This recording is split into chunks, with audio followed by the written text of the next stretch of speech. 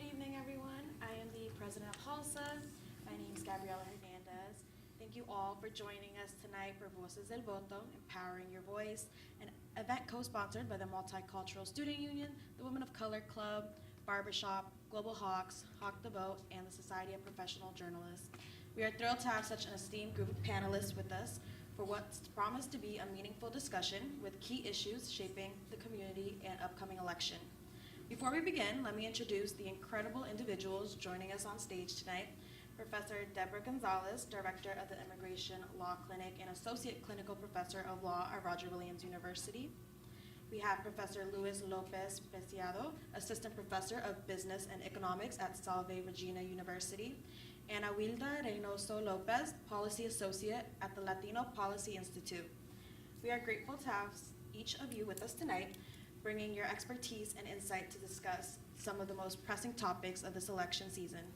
Our conversation will focus on key themes like immigration, exploring how policies from both major parties may shape the future of immigration, immigrant families, and border control, as well as housing and economy, examining the rising cost of living and the economic policies proposed by candidates, and media and misinformation, discussing ways voters can identify misinformation, avoid biased news, and conduct thoughtful research during the election season. We will open the floor to questions at 7 p.m., and if you would like to anonymously send any questions, feel free to scan the QR code above in the corner of the screen behind us, and make sure to stay tuned till the end to see who wins our door prizes. We look forward to an engaging conversation and a powerful exchange of ideas tonight. Let's dive in and explore how we can all be better informed, empowered voters. Thank you again for being here, and now let's welcome our panelists. If you would like to reintroduce yourselves again and why you believe it is important to vote. I guess I'll begin. I'm Deborah Gonzalez. I'm the director of the Immigration Clinic at Roger Williams University School of Law. I am the daughter of immigrants. I consider myself an immigrant because I've lived outside of the United States for a very long time. And the question is why it is important to vote. It's, number one, our civic duty, right? In other countries, I'm from Brazil, and in Brazil, if you don't vote, you're taxed for not voting. And in the United States, they don't do that, right? So we should vote. It's free, and it's our civic duty. I think the other piece of that is you can't complain about policies that are being implemented if you choose not to vote, right? Because then you haven't expressed how you feel about certain issues or how certain candidates might be on certain issues. So that would be why I think it's important to vote. My name is Luis Lopez Preciado. I am a professor of marketing communications, but my area of expertise is in communication specifically. And why I'm also an immigrant. I actually came to the U.S. already as an adult for grad school, and I just stayed here. So I've experienced firsthand the complexities of going through the immigration system and get into the line when there is no line to get into. That took forever. So I can speak firsthand of the challenges that, from a place of privilege, of course, because my circumstances were very different to the majority of the people that have been coming more recently. And as to why we need to vote, I agree with Debbie. It's not only our civic duty, but it's also the very least that we can do in representative democracy, where all we have to do is show up to vote. We don't show up to City Hall, we don't show up to Congress. If we expect our government to do the work that we want for us, that's our share of the burden. We show up to vote and we tell them, this is what I value, this is what matters to me, and this is how I believe we can find solutions to the problems that face us. Good evening, everybody. My name is Awilda Reynoso Lopez. I am the Policy Associate for the Latino Policy Institute. And I am also a daughter of immigrants, but my story is uniquely different, where I was born here. So I saw the struggles of my parents and other family members who were undocumented or were mixed status, while me myself was privileged, right, because I had a U.S. citizen, right. And the reason why it's so important to vote is because Latinos have to actually understand and have a say as to how these policies are being decided, because it impacts their lives, right? I think it's very complex in what we're seeing nowadays, where you have a mix of people saying, well, I'm not going to vote anymore because it's not important. I feel so hopeless. I feel like if I show up, neither Democrat or Republican is going to do about what I care about, versus like I am very deeply, care about voting, and I'm going to take this very seriously, and I'm going to make an informed decision. So the reason why I do what I do every day and I wake up to do what I do is because our people need the information to make an informed decision that impact their day-to-day life. And I think that's why it's important to show up, especially during this cycle. Great answers, and thank you again for being here. So let's begin with the immigration topic. First question being, how do border control policies influence the daily lives of immigrant communities in the U.S.? I mean, I think the policies that are happening at the border today affect the people in the U.S., the immigrants that are living here. Number one, because those policies instill fear in the immigrants that are living in the United States. So, I give an example, the Proclamation 10773 that the President signed in June of 2024 that prevents migrants that are coming to the United States through the southern border outside of a port of entry. So there are certain locations in our southern border where there's entries. People can come in through those spots, but people are coming in through spots that are not at an entry. And so this policy basically says that no one who is coming in through the southern border, whether at a port of entry or not, is going to be allowed to come in to seek asylum, because the presumption is that the person doesn't have an asylum claim. So we start off believing that anything they're saying is not sufficient for them to meet their burden in an asylum claim, and that affects the families that might be living inside of the United States who know what their family member might be going through in the home country. It affects the family member that is here knowing that their family member is traveling across country lines, just trying to get the United States, using means that are probably not lawful and safe, and yet the family member inside of the United States is affected, right? Because for all of us who have family, and we all have family, I'm sure, what our family members go through, we are affected by, right? Awila just said that. She was affected by how her parents had to go through that, and friends and family who are undocumented. Any immigration policy will affect an immigrant that's living inside the United States, especially if they're undocumented or they're seeking to get their documentation. Already the policies that are in place are draconian, right? In the sense that we're already telling people, if you come to our border, we already don't think you have a case, so don't bother to say anything. Or if you're going to say something, you have to say something that is so extraordinary for the U.S. government to believe that that person has an asylum claim before that person's going to be allowed to continue on with the process. For those of us who are inside of the United States, and maybe I'll only speak for me, of course I am an immigration attorney, so I am biased, so I will say that. It makes me feel hopeless, and it makes me feel that the United States is not complying with their international duty, which is to give refuge to people who are seeking refuge. That is a loaded question, I will tell. That is like my compact answer to that question. I hope I don't feel satisfied with it, but the question is so entrenched in everything that's going on in our immigration policies right now, which are not good or helpful, that it's hard to sort of encompass in a 1 minute, 2 minute answer.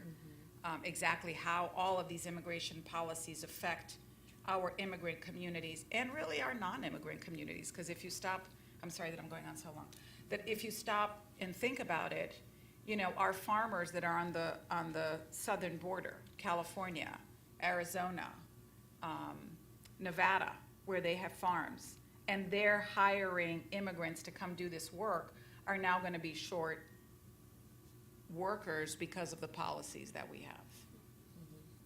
Thank you so much. And I know you covered this slightly, and I don't mean to have you repeat yourself, But the following up question is, what impact have recent immigration policies had on the immigrant families, particularly those living near the border that you had mentioned? I mean, I think it instills fear, right? Because the policy of the Biden administration right now is that if the person is coming into the United States, unless they can assert that they have an extraordinary circumstance that would warrant them being granted asylum, they're automatically going to be what's called excluded from the United States and deported. Usually that happens within a few hours, sometimes a couple of days, depending on resources that the government may have. Right? That instills fear in the people that are living at the southern border, because a lot of times immigration comes into contact with people not only on, say, the Mexico side, but those encounters can also happen on the U.S. side. So Texas, California, Arizona, right? People who are living on those border states may now be feeling like, oh, wait, if I get stopped because I'm a little too brown, or because my hair is a little too straight, or because my clothes is a little too colorful, and now I get stopped, who's to say that I'm not going to be arrested because of the policies that are in place?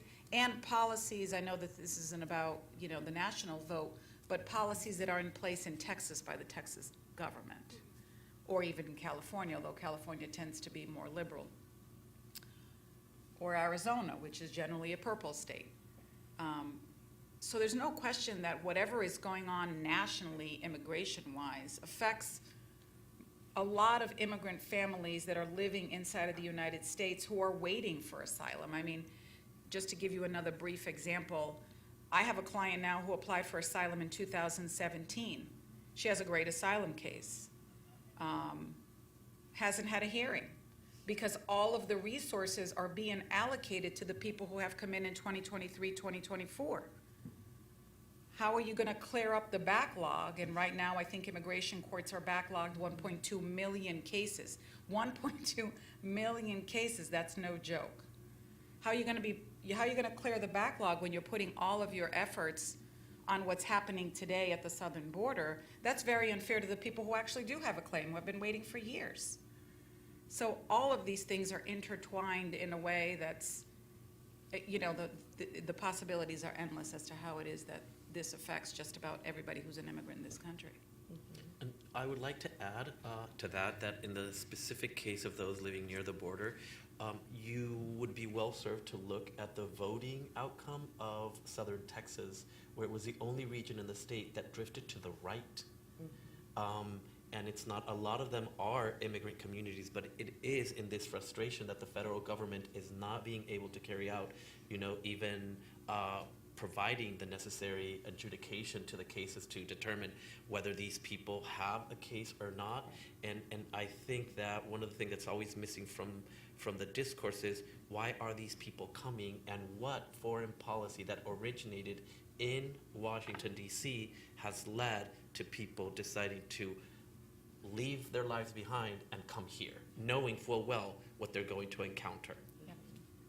I would also like to add that I'm in agreement with what they're both saying, Deborah and Lewis, and I think another to add it is we need more studies focusing on the root cause of migration, and also looking at the mental health perspective, right? The fear that they're getting instilled on a day-to-day basis, I would love to see a study that's focused on centuries of that, right? And what does that do to the psychological scars of, the Latino immigrant families that are facing? Just to also hear about the asylum seekers, right? The fact that potentially with this election, that process is very much being critiqued, right? And the fact is that it'll probably get far worse than what we're seeing today. And so this is why the Latino vote, right, especially those who are undecided, is going to be critical for this election. Yeah. So I think what we're seeing now is unprecedented, and it's going to continue to get far worse. So the question is, now what? Thank you. Now I would like to ask you a two-in-one kind of question as a first-time voter myself.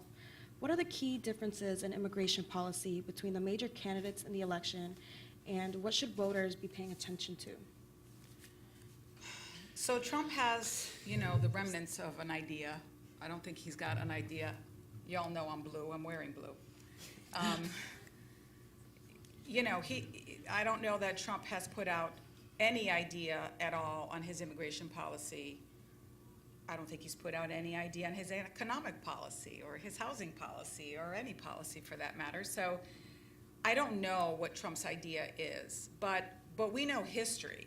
We've been here. This happened, what was it, 4 years ago he was in office. And when he was in office, he took out resources from the Department of Homeland Security and wouldn't fund them so that they wouldn't be able to do the things that they needed to do to process these cases. They made regulations a whole lot harder for immigrants who had cases in process, right? Republicans have stopped just about every regulation, I think, that Biden has put in place, and Trump did under Obama and DACA, prevented not allowing new DACA recipients who would have been eligible for DACA while he was in office to apply, and essentially ending that except for the people that already had DACA. Kamala, on the other hand, also has not put forward any policy, so I'm not defending her. And the truth of the matter is that under Biden's administration is that we have Proclamation 10773 that says that there's a presumption that you don't qualify for asylum. But she at least has said that she would leave it to Congress, right? So that's the reason why the vote is so important, not only in a presidential election, but that every 2 years we should be out there voting, either for our state reps or our state senators, and then now. We can't, as voters, be complicit to vote only during a general election when we're voting for a president, right? Because those 2-year increments for state reps and senators matter. Those people are the ones making the policies, making the decisions. To answer your question, to what is it that people need to know, you need to learn what the process is, right? I think it was Luis that said about the line. There is no line. A line doesn't exist. That's a fallacy. That's a thing that fake news. There it is. It's fake news. There is no line. And if you were going to think about a line, the line is so long that it's endless. It's endless. I was looking up how long it takes for a United States citizen mother to petition for an adult child. It takes 9 years for a United States citizen mother. So I assume everybody in this room is over 21 or you're getting there. You're definitely over 18, I think. It would take 8 years for your parents to be able to petition for you to come to the United States. Right? It's crazy. That's insane. And that's one category. If it was a sibling petitioning for a sibling, that's almost a 30-year wait. What kind of line? What kind of line is that? That's not a line. This is the reason why people come in. Educate yourselves. Educate yourselves and tell people you're all college students. People will listen to you. Tell people what you know. Inform yourselves, not with fake news, but with real news. What's really happening? Talk to immigration lawyers. But also, you're talking about family reunification. Oh, yeah. What if I don't have a relative in the U.S. who can petition me? So true. Then there is no line. No. There's absolutely no line. No. There's no, this is not immigrants being lazy to go to the DMV and wait their turn. There is no line to get into. If you don't have a relative and yet you are being harassed by the drug violence that's been unleashed in your country, there's nothing you can do. There is no line, and you could come with a very credible case for asylum, but from the get-go they are going to tell you, no, there is nothing there. I do want to stress once again that one of the biggest reasons why you want to vote is because, as Debbie just stated, the policies of both political parties leave so much to be desired, to be resolved, and this is both political parties. The last time that one president truly tried to really strong arm of immigration reform was Bush Jr. This is almost 20 years ago. President Obama decided to focus on domestic policy, get the Affordable Care Act enacted because he assumed that the Republicans would want to work on immigration. Then President Trump came along, but President Obama deported, I mean, at one point, immigration rights advocates were calling him the deporter-in-chief. Those cages where the Trump administration was putting, the immigrants, were built during the Obama years. This is very, very important for us to know that neither political party is going to take our concerns and our grievances seriously if we don't show up and tell them, this matters. I am a U.S. citizen. I have a right. My family has rights. And I want you to fix what is broken, what everybody knows is broken. I also want to add to that, which is, what college students can be doing today. I feel like any Latino, if you identify as a Latino, Latinx, there's a duty where you should sit down with your family members and your friends to ask them what their simply perception is about immigration. You'd be surprised how many Latinos are gonna, support Trump, right? Even though he is spewing anti-immigration rhetoric. And the reason why is not solely based on the, facts that are out there, it's the storytelling that he is doing that's very much cultivating Latinos to vote their side. And also the history of Latin American countries, we have a history of dictatorship, right? And the way he speaks is very, very similar to, for example, I'm from the Dominican Republic, right? I talk about Trujillo era all the time. It's very similar, right? And that's what our parents who migrated here are used to and accustomed to having their beliefs. And also when you have whatever political party it is saying like, and I'll use Trump again for an example, we're gonna deport the bad ones, the criminals, and then I'm a Latina and I'm thinking, oh, well, it's not me because I'm not a criminal. And so there's this perception that it might not impact them, but it does impact them because they are, in the middle of grappling with like, am I gonna be proud to be an immigrant or am I not? I feel like in the last 30 years, being a proud immigrant who migrated here for a better life was so like, it was part of our values. Now, I would say it's decreasing. You no longer see that. People are afraid to say I'm an immigrant, right? Even those of us who were born here are, say, well, I don't speak Spanish and I don't know, I feel so far removed from my culture that I think it's, those cultural dynamics are also important to be a part of the immigration policies as well. And it's very interesting to study the presidencies and just immigration in general, how it's one of those things where people are just, they feel like it's so controversial and there isn't like that strong stance of like, this is what we need to do. Because migration is this idea that we need to protect our borders and, every human should just stay where they were born, right? We don't have this right of migration. And so that's why I'm so interested in seeing what the impacts are gonna be in the next decade or so, right? Especially with what we're facing. Right, so that's an interesting point because that's all we ever hear about is the border. What's going on at the border? It's the southern border. It's protection. It's national security. It's the southern border, right? If you stop and listen, what they're doing is instilling fear in the immigrant community, right? Not only in the immigrant community, but to the community at large that immigrants are bad people because we need national security, we need border security. That's all we ever hear about. No one talks about the 12 million people that are living in the United States that have been living in the United States for very many years, working, paying taxes, and getting nothing in return, nothing. I can't tell you how many clients I've met with that are about to turn 65. Those folks can't retire. They can't retire. They have to work because these policies only focus on the bad, on the negative. The policies do not focus on the positive. Like all of the farm workers that work for all of the farms that produce our produce that we find inside of the grocery store every week. No one talks about that. No one talks about the children of these people and all the wonderful things those kids are doing as a result of the family values of those immigrant families. Nobody talks about that. That's the message, right? The message needs to get away from this negative border security. People are bad, immigrants are bad, the criminals, I don't know, I wanted to use one of Trump's. Bad hombres? The bad hombres, yes, we need to get away from that. And I think, one candidate in this election seems to be more positive about things while the other seems to be a bit more negative. And I agree with Luis. I don't know that either one is going to be great for immigration, right? I don't know that.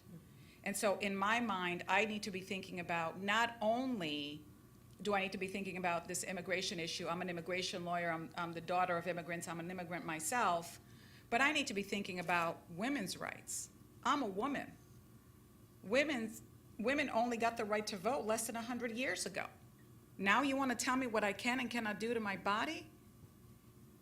I don't, I think at least women need to be paying attention to women's rights. And I don't mean just Latino women or whatever, right? We're talking about getting out the vote. Women's rights are incredibly important. And women, we all need to wake up, because little by little, it started off with Roe v. Wade. Trust me, birth control is going to be on the chopping block. Who you can marry is going to be on the chopping block. Don't think for a minute these things aren't coming, because these things came a tiny bit at a time. It took years for us to get these rights, and in an instant they were taken away. Yeah, thank you for sharing that view. I definitely want to also emphasize that point, because like Luis was, saying, we don't even know which Democratic Party has a strong immigration policy plan. I don't think any of them do, right? And so the young people, right, you guys are in college right now, what is that candidate? What is that future political party that you guys aspire, to have? I think the young voters are asking appropriate questions as to they don't see themselves in the Democratic Party anymore. They don't see themselves with the Republican Party anymore, right? And so there's this narrow space about the Green Party, right? And so what does that tool of the evil system look like, right? And so the fact is that we're seeing times where people like make America great again. It's like, make America what it was before, even racism was a thing, right? And so it's going to be very interesting to see what's going to happen with this election, specifically in the Latinos, because remember, 30 years ago, it was our parents who migrated here, and they necessarily probably didn't have the right to vote. But us who are, right, me, myself, have the right to vote, what am I leaning towards, right? And I think it all starts in the households and those perceptions, right? Because we really do have a colonized mindset, right? We just started talking about racism in the Latino population. That was not talked about in public, I would say 10 years ago. It was really hard to see that, right?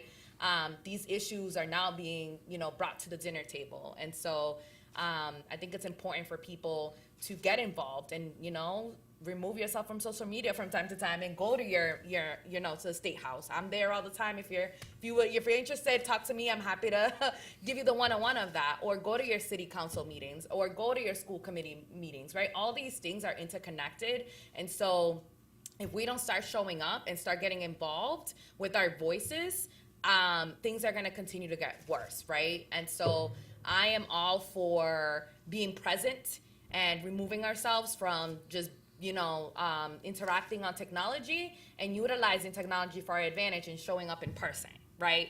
In order for us to learn together and kind of create this strong, sense of community. Because again, the Latinos, we're a monolith, right? We're not all the same. We all have different cultures. We all look different. We all speak different dialects, right? We're all different class. And I think that's part of what we're seeing right now. We're in this identity crisis. We don't know what we are. Are you white? Are you black? Are you mixed? Like, what are you? And so that is a distraction from actually creating good policy that provides equitable and a just and inclusive society, right? And I think it's that. I think people thought the Democratic Party was going to be that multiracial, strong, progressive party that's going to represent all these voices. But we're seeing difference of that, right? The fact that Kamala was saying, when Guatemalans were seeking asylum, they're like, do not come. Do not come. I remember, I don't know if you guys saw that. That was I was shocked, to say the least. I mean, she has a former prosecutor background, but just to say don't come when you understand what's happening in Guatemala and why people are even coming here in the first place, those are the kind of conversations we need to be having. Thank you so much. As a Latina immigrant myself, your input in all this has been very powerful. Moving on to housing and economy. How do the housing policies proposed by the candidates differ, especially regarding affordable housing initiatives? I'm gonna let Louise start. Or Awilda. Yeah, I am looking, I have notes on that, so give me 1 second. As we all know, housing is becoming, it should be a right, and it's being treated like a commodity now, right? The fact that rent has doubled in the past few years is insanity. I think that's one of the things I will hear in the Latino community is what's most pressing issues, and they will tell you rent. Like, I can't even afford rent. Like, I have to work my, regular factory job and door dashing and Ubering, right? And that's the top of their mind, right? And it is wild to me that it's more than 1/3 of their income, right? So now we're seeing, I remember back when I was little, my family will all stay in 10 people in an apartment, right? In the 90s, because we couldn't simply afford housing, right? And now I'm seeing it again as a 31-year-old woman. I'm like, oh my God, what is happening? And so we have to say it. Housing has historically been unaffordable. It has never been affordable. I asked my mother, who in the 90s was seeking to buy a house, and she said, we wanted to buy a house because of the rent, they raised it up to $1,900. That was in the 90s. $1,900. Like, that is insanity, right? Now you're seeing rent up to $3,500, right, for a 2-bedroom. And so you have these candidates who, Kamala is going off strong, and she is saying, like, we're going to build affordable housing. We're going to build 3 million, extra units, right? She is for that, right? And she has a very specific proposal when it comes to that. Trump, on the other hand, just says a very general one where he says, I'm going to provide, tax cuts to the developers, right? And that's very generic, right? But that is not appealing to the low income or moderate income family, right? They're struggling to meet basic needs. And so I think it's one of those policy and affordable housing that's been very, divisive, right? There's people that are for it and against it. Even here in the state of Rhode Island, you go to the local issues, you will hear people, in cities say, we don't want no affordable housing here. Look at our zoning laws. We don't want that. We want single, parent family, because that is the American dream that is sold to us, right? But they don't want a 3 multifamily built. Where do you see, the 3 multifamilies built? In urban cities, right? You're not gonna see that in Johnston, for example, in this area, or in Portsmouth, for example, right? And so I think the affordable housing issue is gonna be a very important one to look at, and what these candidates are proposing in terms of plans. And I'm also very interested in seeing the Latino perception of affordable housing. It's interesting how now people just want an apartment to be able to afford one. Before, they wanted to become an owner, right? And I think Kamala is trying to grapple with, let me provide a diverse set of options where we're building affordable building complex, and we're also providing $25,000 down payment assistance for first-time home buyers. So I think it's one of those things that it is a top of mind for the Latino voter, and they're thinking about what candidate is going to make the economy better, right? And there's this also perception about how the economy was great when Trump was in office, but people forget how government functions. The average American doesn't understand that that tax plan that we currently have right now is because of Trump, not because of Biden. I think one of the other aspects of what you're saying, so I live in East Providence, and recently East Providence, a couple of years ago, sold some real quality land. It was waterfront land. And the developer that got a grant from the city and the state of Rhode Island said, well, we're going to put affordable housing. And so they got the zoning for the affordable housing. The moment they got the zoning, the land builder, the developer changed it and went back to City Hall and said, well, you know what, we're really not making any money on this project, so we need to cut down the affordable housing to 10%. City says, okay, we're gonna cut down affordable housing 10%. Okay, 10%. They've now gone back, and now we have 0 affordable housing on that waterfront. Why? Because the city is looking to gentrify, right? That's what ends up happening, and this is as a result of the racism that's going on in this country, not only for the Latinx community or the Latino community, but for blacks and brown people too, right? That the issue of racism is the issue of housing. You can't put affordable housing in communities that are predominantly white, number one, and predominantly affluent.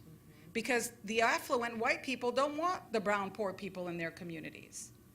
So the only way, in my opinion, and you know, I'm an immigration lawyer, so I'm not an economist or anything like that, is we need to end this idea of divisiveness, right? The separation of, you know, brown and black and Latinos and whites and yellows and purples and oranges. I don't care what color you are. We all need a home to live in, and it doesn't matter what city we should be in. Unless this idea of racism ends and the division in this country ends, and that is going to be based on who you're going to vote for, right? Housing is an issue that's going to be the same as the immigration issue, right? It's not going to be resolved because they can make promises of tax cuts, you know, tax cuts for developers, you know, oh, we're going to put affordable housing in this area. But the reality of it is that once that developer has that grant money and has whatever permits they need from the towns in which they're building, don't think for a minute they won't change that. Don't think for a minute they won't, because they do not want poor black and brown people in their communities. They want affluent people in their communities. Yeah, amen to that. I feel like what you said just really encompasses the fact that race and racism is a lot of the root cause of why we are today in any policy, right? You can talk about racism in the education system, healthcare, immigration, housing, all these things. And so the reality is with, you know, I have a background in economics, is that wages have not been up to par with like the cost of living and inflation. It's insanity for you to ask people to pay $3,200 when their wages have not increased in the past decade or so, right? And so I think we need to have those conversations about inflation. We need to have the conversation of basic wages, right? And the reality is too, is people's perception on, you know, I will share my own opinion, and my opinion is labor is labor. You pay people for that labor. And Latinos have a history of doing those, you know, domestic jobs that nobody wants to do. The cleaning jobs, the janitor jobs, the construction jobs, right? Those blue collar jobs, right? Like without us, this country would not have been built, right? And I'm pretty sure that the black community can say very similar things as well, right? Historically this country has been built on the back of black and Latino people, right? In very significant ways and differences. I won't go into the nitty gritty of that, but it's important to say, right, when we're talking about affordable housing. And so, you know that for psychological well-being, housing is just number one. It's just so important. And I think that's one of the things that keeps me up at night. Where are people going to go if they can't afford rent? I agree to an extent with much of what has been said. I think the problem is incredibly complex because one of the things that we haven't addressed is the fact that there is a shortage of housing, that inflation is also a cause was caused partially from the pandemic, but that of all the advanced industrialized nations, our inflation was better controlled than most. So even though it's small consolation that every time you go to the grocery store you are spending so much money, or for rent or for everything, the truth of the matter is that it is a very, very complex problem. But and to add to what Debbie, you know, just discussed, this is why voting matters, and this is why local elections matter. We have a very shameful participation. Some local elections in New England, which is one of the most politically active regions in the country, have a turnout of 9-11% only. And those are the people that are elected to the towns that approve. Those are the people that say NIMBY, not in my backyard. You can build this somewhere else, not here. Because I want to add that one of the things that really, to me, is very, very sad is that the one form of bigotry that is allowed, that we allow in this country without frowning, is looking down on the poor. Because regardless of your skin tone, regardless of your race, a poor person is a poor person who is lacking opportunity and who's impacted in every single way, from education to housing to healthcare to everything. And we say it's okay to discriminate against those particular groups of people. And that to me is one of those things that, one of the questions that you were asking about the difference, you also have to consider Republicans don't believe that the federal government should be strong, so they want the local places to fix and address. In Rhode Island, we have the oldest housing stock in the country. We have the oldest housing stock in the country. I want to repeat that so you realize how little we have been building. This is very worrisome. We are not meeting the demand. We thought we were going to lose a representative because of the last census. We didn't. Why? Because our population is still growing, moderately, but still growing. Our housing is not meeting that need. That matters. In terms of the Democratic Party, well, yes, there is a stronger belief that government should play an important role in making life better for all of us. And this policy of helping first-time home buyers with grants it's a right step in the right direction if there were homes to buy. Mm-hmm. The problem is there are no homes to buy, and because inventory is so limited, housing goes incredibly higher and higher and higher. And I also want to stress that we are a state where we don't have rent control, where we don't have many of the other measures that make or that would, be able to address a great part of this need. But this is why you need to vote. You need to let your representatives know that this matters, that this is something. I agree with the fact that housing in this country is seen as a commodity instead of a right. We do not believe in a right to housing. We've made it criminal to be homeless, but at the same time, we cannot, we're not giving people a home, and it's out of their, so what are we doing? We are criminalizing poverty, which I insist, it's the one form of bigotry that is permissible and legal. Well, thank you. Now, as the last question for the housing and economy section, do you know if any candidates have proposed policies to address student housing challenges and homelessness, in any chance? I know of none. There was a shameful silence when the Supreme Court just recently ruled on outlawing homelessness in California, a liberal state, a blue state, where they made it illegal to be homeless. And neither political candidate expressed the outrage that I'm sure the vast majority of us felt. On both sides of the political spectrum, I want to add that people were appalled that you could criminalize people who have nothing left. No one grows up dreaming, oh, I want to be homeless when I grow up. Years ago, I worked as an executive co-director of a nonprofit, the only nonprofit in the country that serves homeless youth. And I was living in Florida at the time, and the only thing I can tell you is that people don't choose.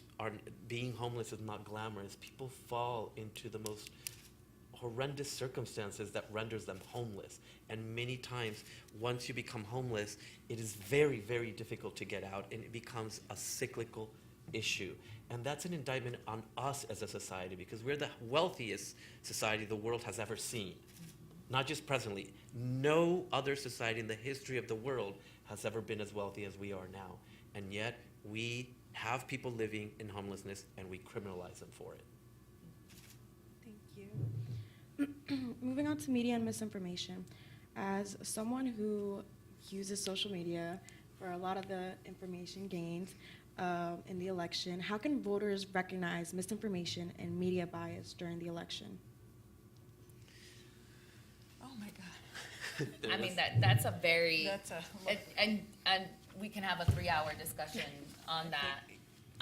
But I would start by saying there's so much misinformation. I read an article recently, and I can't remember who wrote it, where they said 80% of what you see on social media is based on misinformation. 80%. I think that's a stark number. And so when you have a generation that's living on social media who doesn't, tune into Univision like back in the day, like our parents did, right? Or CNN or all these other news outlets, we have to ask the questions of like, how do we get people on social media who are spreading the actual information, that's actually evidence-based, right? In order for people to inform the decision, right? And so there has been so many different cool toolkits that the youth can use, right? To ensure that they're getting the appropriate information that they need. There's a tons of websites that debunk a lot of what's being said. I know Impact is a huge one within the youth. Check them out if you don't have them. They're on Instagram, TikTok, right, what young people use nowadays. And they use a lot of source gathering information to ensure that people are actually appropriately informed when it comes to, immigration policy, housing policy, any policy, or even candidates that are running. I think we're living through a very scary time because I'm seeing that a lot of even my family members, and I'm speaking from my friends, in my opinion, they believe what they're reading, even though it's misinformation. And so I'm here wasting 2 hours of my day trying to explain to them why it's misinformation, right?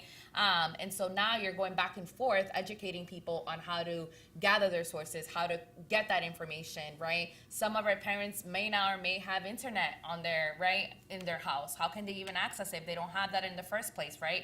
Now we have to go back to traditional roots of that. But I think we're living through times where it's dangerous and also like it can be more accessible to people. Like I feel like that dichotomy exists.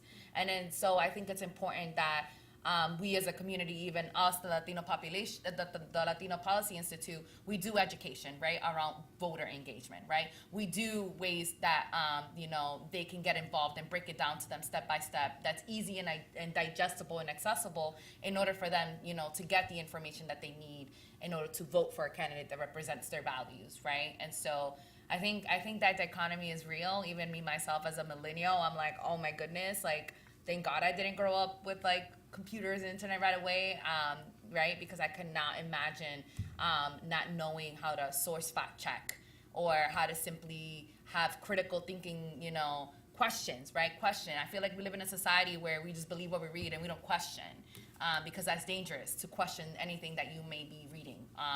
Or you may be in a classroom, right? You guys are in college right now. You're questioning your professor on a specific thing, right? That could be dangerous or seem, oh, wow, that's critical thinking skills, right? And so I think it's super important that the youth, and even no matter whether if you're a millennial or Gen Zer or Gen Xer, you're educating yourself on the resources that exist in order for you to not be making decisions on misinformation.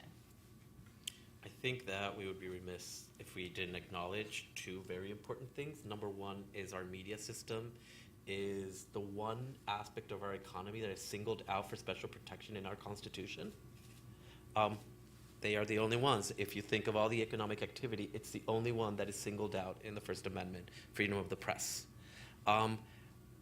There's freedom of the press, but there's no responsibility of the press. There was this belief that the press, because of the marketplace of ideas, would sort of, hash itself out. And a couple decades ago, with the advent of the internet, the media, particularly the news media, were experiencing a very rough time because anyone could start up a news website. All you had to do was sign up to the services AP and Reuters, and you'd go and read up the New York Times for free, and then you'd, change a couple words, and up you were. And, there was no money coming in for a lot of the large news organizations. And they went to Congress, and they asked Congress, help us. We are instrumental for democracy to survive. And Congress said, we can't do anything. We can't tip. It's the free market. We can't do anything for you. You need to find a business model. And they found a business model. They learned to understand that we like echo chambers. Most people like confirmation bias. We like to hear that what we believe already is the right way of thinking, of viewing the world. Mm-hmm. And they started, media companies left and right already had an editorial line, but they took it to its further manifestation. And that's why you have now, if you were to read the same news from two different media outlets, it's like two stories that are not even related are happening. So I wish I could tell you there's a simple thing. to do. The only thing is, yes, you have to develop your critical thinking skills. You, as university students, are not only uniquely positioned, you're uniquely privileged because your way of thinking is challenged every day, and you have access to people who are wonderful at teaching you how to challenge your own thinking, how to go beyond what you want to hear, how to make yourself uncomfortable, because you have to make yourself uncomfortable. No one holds the truth. Oftentimes what you believe is probably not going to be a perfect fit with reality. There is one particular website that I love to recommend to my students. It's called allsides.org, and it's a news aggregator that truly presents the same news story from a variety of news sources, from the right, from the center, and from the left. And it even tells you there is such thing as center bias. It's not only right bias or left bias, it is center bias. So you are better prepared to distinguish and to understand and interpret the different type of news that is coming your way. I think it also makes sense, and I agree with everything both of you said, but to listen to both sides, right? So Luis just talked about all sides. Some years ago, I asked, my husband was watching Fox News, and I really dislike Fox News. Like, I just really dislike them. But it is because I am biased about my opinions, and so when I'm listening to what they're saying, I don't want to hear it. I don't want to hear what someone is saying that disagrees with my idea.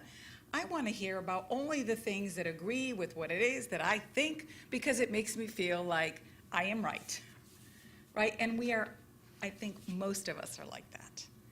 And so we have to be in the discomfort of listening to what the other side is saying so that we can then make our own determinations of, wait a minute, this is here and that is there, and maybe you fall somewhere in the middle. One of the things that I wanted to bring up is, the advent of artificial intelligence. We are in an era that is brand new to every single one of us, whether you're a baby boomer, a Gen X, a millennial, a Gen Z, or whatever the new one is now. Alpha. Thank you, Alpha. Right? We are in an uncharted territories. None of us know where this is going to bring us, and as someone who is not a millennial or a Gen Z or an Alpha, I won't say what I am, however, I worry a lot, because it makes me think about, those movies that we all watch where the robots take over. Yeah, I know, we're laughing, but I don't think we're far off. And unless we start paying attention to what's happening and how this is being used, right? And instead of starting to recycle what people are saying just to put it on so that you can get so many viewers, so that you can get a check at the end of the month because YouTube or TikTok or Instagram or whoever is going to pay an X amount of dollars, right? We have to be conscious of our own biases and how it is that we think. Yes, there's misinformation out there, but we need to do our due diligence as the reader, right? And not just put this on the media, not just put this on the various medias, the social medias that are out there. We have to be responsible. I would just like to add one more thing in regards to that, to exposing yourself, to making yourself uncomfortable by hearing different narratives. This is, I think, one of the things that we need most, because we are at a stage, a very dangerous stage in our democracy, because we don't think of people as political opponents. We think of them as enemies who are going to be an existential threat to our republic. And the truth is, we're not getting rid of 50% of the country. We're not getting rid. For me, it is appalling to realize that for the majority of Gen Z, they believe they're going to live through a civil war because they can't imagine how they can come to terms with people who are different or think differently from them. That is horrifying to me, because that just tells me that we haven't been doing our job as a democratic nation of working together. It's not the easy, but it's the right thing to do, to hash out our differences. Sometimes we're going to change minds and hearts. Sometimes we're not. We need to continue engaging. We need to find what are the common areas. You would be surprised how many areas are in agreement from both political parties, but the media focuses because of that business model. Outrage gets the most engagement. If you are annoyed or angry or really raging, you are going to be more engaged with media. And they know it, social media and traditional media, and they are playing on that. But if we were to get our elected representatives to work together instead of focusing and allowing the media to set the agenda in terms of what is happening in the political arena, we would probably get more done, a lot more done, and we would learn to see each other once again as fellow Americans who just vote differently. I'll just add one more thing. I love what you said, the being uncomfortable with talking about messy topics. I think we need to start thinking about new ways of community convenings that allow us to have that messiness and sit with that discomfort. I think we don't want to sit with discomfort, right? We just want to like be on the like, you know, I believe in this and it has to be this and that's it, right? And so he's right. Like nobody is going nowhere, right? How can we coexist with one another in a multicultural, racial, whatever you believe in terms of parties, right? Like that's just a reality. And so I think we're encouraged right now. I mean, I would encourage you from, you know, my perspective, lean into that discomfort, lean into that messiness, right? Have those uncomfortable conversations at home, right, with your loved ones, and then maybe attend some, you know, legislative, you know, state sessions or city council, or, you know, find a topic that you're very passionate about, right, and get involved in that and bring new ideas to kind of talk about these issues, right, in order for us to create a more inclusive and just society. But I do want to emphasize what Luis just said, the leaning to discomfort is just so crucial because I feel like we're not taught that. And I think that we're not always going to have the answer. And I feel like that's where we are right now, right? And I think we have to explore that. Thank you. Now I know I have many follow-up questions, but I'll open the panel up to the floor. So feel free to raise your hand if you have any questions for our speakers.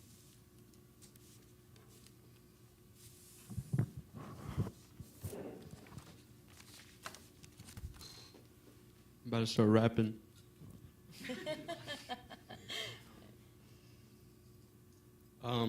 One thing that's like, well, I'll start off by saying like, we know that America has like, you know, systematic racism and systems that are put in place to keep people in the Latino community and other people who are not white or not affluent like below.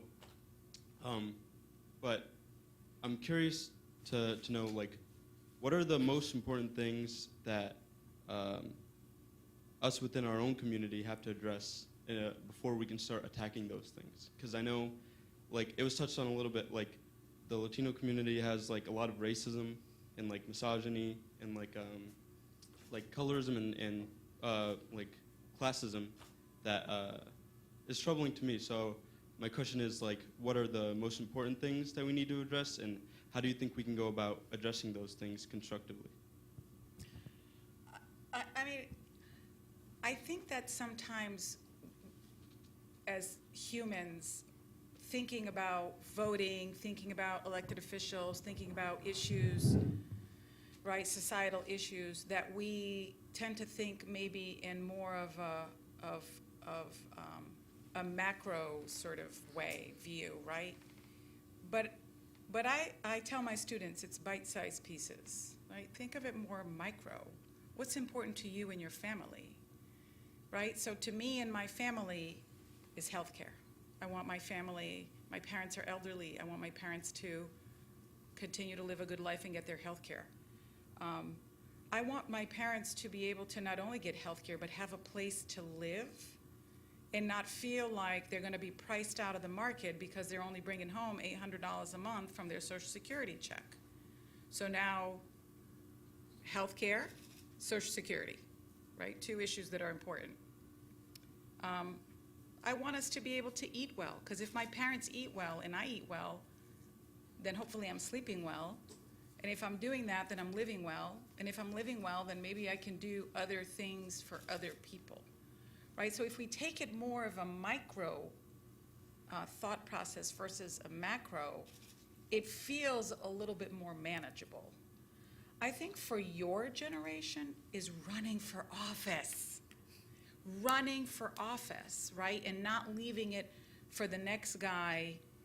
You know, I find that people who run for office are, gosh, I don't know the word I'm looking for, but, or I don't know how to say the word I'm looking for, but they're generally people who are super self-confident and only think about themselves. They're not generally people who care about the community at large, right? I don't know what the word is I'm looking for. Self-centered, probably, or What is it? egotistical. Self-promotion, self-ego. Egotistical, Yeah. I don't know. Right, those are the people that are running. Those people don't care, right? They don't care that this is the right thing to do for the community at large. They only care about, am I gonna get reelected? Because that's what's happening in Congress right now.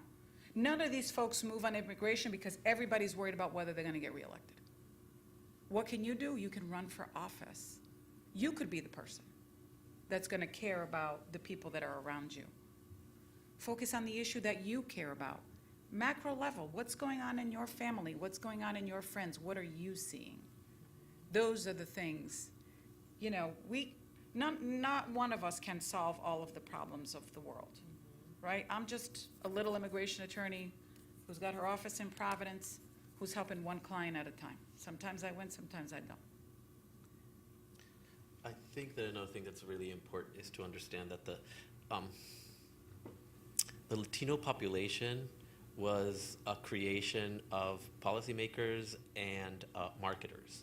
But in reality, we come from 22 different countries. We have different histories. We have different reasons to be here. The Cubans came here as political, asylum seekers, and they are incredibly powerful. At one point, 3 U.S. senators were Cuban, or still are. Right now, it's Ted Cruz, Marco Rubio, and Menendez has not resigned. He's resigning, but I think he's staying in office until after the election, right? But 3 Cuban from a country that is very tiny and a very small portion of the overall. You have 55, close to 60% of the Latino population is of Mexican descent. Not a single senator. Why? Because the majority of the migration from Mexico is migration of poverty. And when you are so poor, you are first going to take care of those needs, right? So this really understanding that we're different and that a lot of the internal racism is because we are competing. We've been led to believe that we need to compete for resources, that some are worthier of being here than others, and instead of understanding, once again, those commonalities. And building on what Debbie just said, I mean, if you don't feel confident enough yet to run for government, at least during your spring break, go to City Hall. Go and volunteer for a week. Go and do your civic duty of understanding how your government works. Understand what matters in your city. What do you know about your community, and how are they overseeing the police officers? You know, one of the most important conversations of our day is police brutality. And often we see over and over that police officers are, when they do get prosecuted, they are exonerated because they say they were following protocol, they were following their training. What do you know about the community training of your police force? What do you know about the housing ordinances, the zoning? What do you know about NIMBY or affordable housing? What is the minimum wage? These are questions that matter so much more to you than knowing the name of every one of the Kardashian sisters. That is useless information at the end of the day. And I know that many of us, I can tell you that everything I know about them I learned against my will. But it doesn't matter because we focus so much of our energy on things that have very little consequence on our day-to-day lives. And there's so little that is asked of us in our democracy, and yet we still don't take the time or the effort to do it. But right now you're in a situation, you have that week in spring break, go and learn about your local government. See, if you're not interested, at least introduce yourself to your local representative so that they know that you're a constituent, and let them know these are the things I care about. I want to know, what are you doing to address the housing crisis? I would also like to add, like, it's thank God that everybody has different passions, right? Like, I love the fact that Deborah's an expert in immigration, so I can focus on something else, right? The fact that there's environmental sciences activists out there, I don't know a single thing. I mean, I can know the general things, right? But they're out there fighting for climate justice, right? Lead poisoning in our communities, right? There are people who are obsessed with that, and we need that, right? And you don't have to be an expert in every single thing. But what you can do is engage in conversation, right? Stimulate that discourse, and it starts at home. I believe that your education starts at home. Those values that your parents, right, or your guardians are instilling in you. And if you don't have that, right, if you don't come, you may come from a broken home, right? Really doing that soul searching, what matters to me and what is something that I can do today to ensure that I'm part of that conversation, right? You don't have to read endless of books to be able to have a conversation about economic justice, right? Because you have that first-hand living experience. That's enough. You are enough, right? I think we're obsessed with this idea of accolades and like, what are you, right? You don't even say like, how are you? Like, right? No, what are you? Hi. This is what we always focus on, what we're doing, like for your job, and not about who you are as a person. I think that's insanity that we're living in a society today like that. And a lot of it, we can thank capitalism for that, and that's a whole other conversation. I'm happy to talk about that, but that's the reality of things, right? There's no more human connection, that humanity, real conversation, right? That it will allow to then us to have that political discourse, right? That we so much hope to see. And I'm seeing that. I'm seeing that disparity in my own family. I see some of the youngings love Kim Kardashian, and I'm like, what? What is she doing to make sure you can pay rent? Like, right? And so that's the thing. I don't think that certain people understand how policy affects your life. And I have to say that again, the policies that these people are creating, whether if they look like you or don't, they're gonna be passed. And it is going to impact you. And I'm always having conversations, right, in an accessible manner to my family members about why they should vote and why they should care about it, right? Because I'm so passionate about that, and I wanna live in a future where, my family can have well-being, right, in all areas of life. And so I think that's what it has to do about. It's like, did you know that life is political, right? It is. And I think people are straying away from those conversations because they just want to neglect the reality of what's happening in their day-to-day and not get involved and have some input. And I always ask the youth, what do you want, like when you are in your deathbed, like in whatever age that may be, like if you were, if you're fortunate to live a long life, healthy life, nothing happens to you, what do you want to die with, like in your conscience? And I always say like, oh, well, at least I was on the right side of history, right? Even if it was disastrous or not, right? I lived with my values, right? What are your value systems? Maybe you can sit down and write that, right? I feel like a lot of us don't sit down and journal about what do I believe in? What are my value systems? Is it respect? Is it love? Is it unity, right? And I think that's one of the first areas you can think about. And then going in and reaching out to people like us who are doing this work every day and say, hey, I'm interested in doing X, Y, Z. Can you point me to the right direction? I would be happy to. Thank you. Now we have some great questions coming in, and I know you covered this a little bit. During an election year with this much divisionness, how do we educate our loved ones? Ooh, that's a great question. So I was the first to do it all in my family. I'm the first to graduate high school. I am the first to go to college and graduate with a bachelor's, and I'm also the first to go to an Ivy League and get my master's. That was huge, in the lenses of people outside of my family. I never understood how important or big that was. All I knew is that a value of my parents was education. Like, there's a ticket for us to get out of poverty. It was like that golden ticket, right? I had no say. I had to do what my parents wanted, which was not a bad thing, by the way. I think it was good. And so I think it depends on your family dynamic. And I'll speak from my own perspective. My family is this weird feel of, they voted Democratic, right? Because, that was, again, the Black and Latino party. but they have very conservative views. And the reason why they have conservative views is because of their home country. I am from the Dominican Republic, right? Even now with the DR and Haiti issue, it's a very prominent issue in our, dinner table. We are talking about that, right? And the fact that they look at Haitians as like, don't come to DR, but then yet you're here in this country is a big topic, right? And so I think it needs to come from a place of love.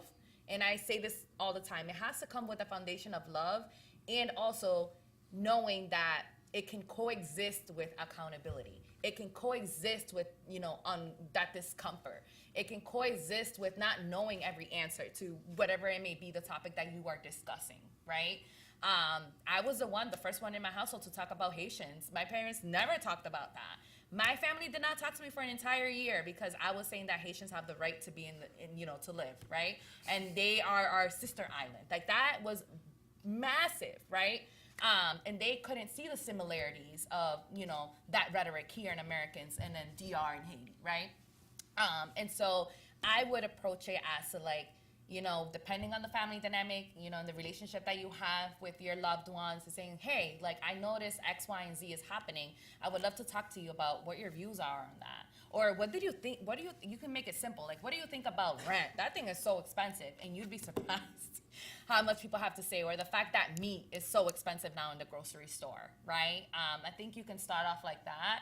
I think I'm someone who's very observant, and I'm always observing those around me, and I see the things, their love languages, I see the way they express themselves, and I meet them at their communication level, right? I accept them for who they are, and I love them regardless. And being able to have a conversation that's open and there's no judgment on that will get you to places that you would never think would be possible today. I would never think it would be possible for my mom to say I'm voting for Kamala, even though I was like, men should be president 5 years ago, right? That it should only be men, right? So just seeing that difference is important because, again, we are the mixed Latinos, right, that come from colonization, and is painful. It's painful, right, to not know exactly where we're coming from, and I think that comes in our identity and who we are. So I would approach it that way. Thank you. Another question asked is, which candidates are advocating for student loan forgiveness or rent subsidized, and what do these candidates propose? Well, we've heard so much about student loan forgiveness from the Democratic Party, but as you're probably aware, the Supreme Court has decided that that's not the way to go about doing that. I think that this is where, why do you think that elected members in Congress vote to enact policies that favor only a few? And it's because those few are involved in the political process. Students are how many undergraduate students at this point in the U.S., and they don't have a lobby. They don't have anybody representing them. You have to become that lobby for yourselves. One of the things that I find really appalling is that we keep on talking about, student loan forgiveness, but we're not talking about addressing the root cause of the loan forgiveness. The fact that we've cut, funding public education, that we've cut funding for so many different programs, and that to me, and I've managed to keep most of my personal opinions, to myself, but I find it inherently immoral that we charge interest to 18-year-olds on student loans, that the federal government is profiting, that we charge more for someone to get an education than we charge someone, to buy a home. And that we're having 18-year-olds sign away their life in that way, and we're profiting from them.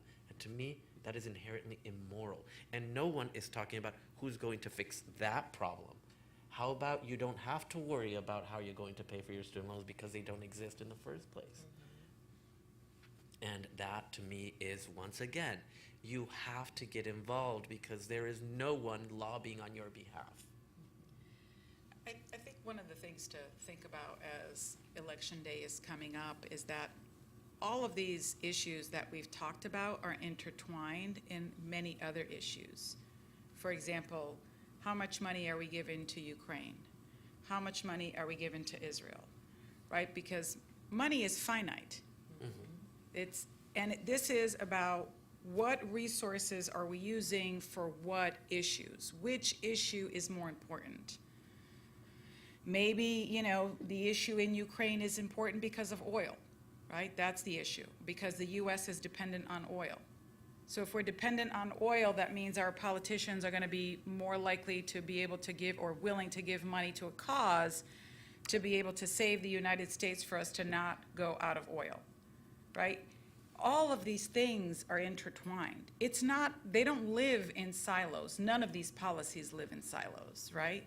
In fact, if you've ever taken the time to read a bill, any bill passed by Congress, the number of unrelated issues to what that bill is, if you took the time to read an immigration bill, there are so many things in those immigration bills that have to do with the military, that have to do with the war in some country, that have to do with housing, that have to do with education. None of those things have to do with immigration, and yet it's called some immigration bill.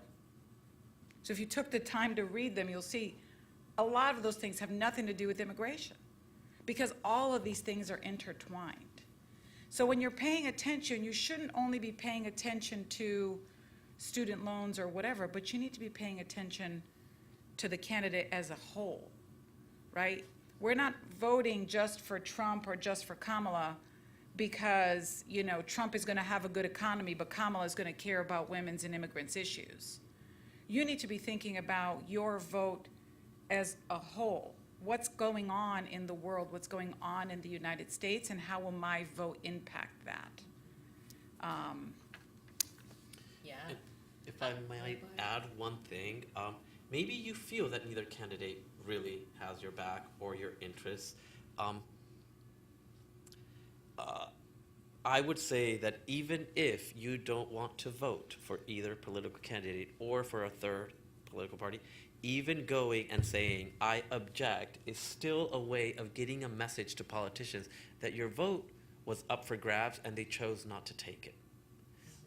If you look at the power of the uncommitted movement in Michigan, when they decided that during the primary election they were not going to vote for Joe Biden, they were going to vote uncommitted because they were not liking even the discourse surrounding the Israel-Gaza conflict.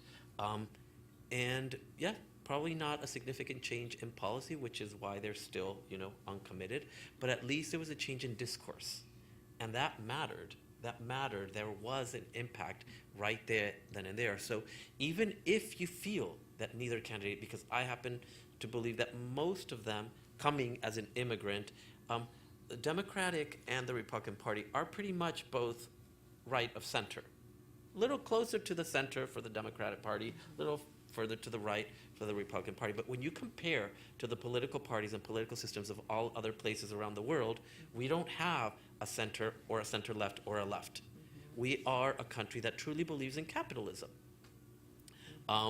So both political parties are going to sell you different versions of what that looks like and what the role of the federal government should be in our public and private lives. Those are the differences.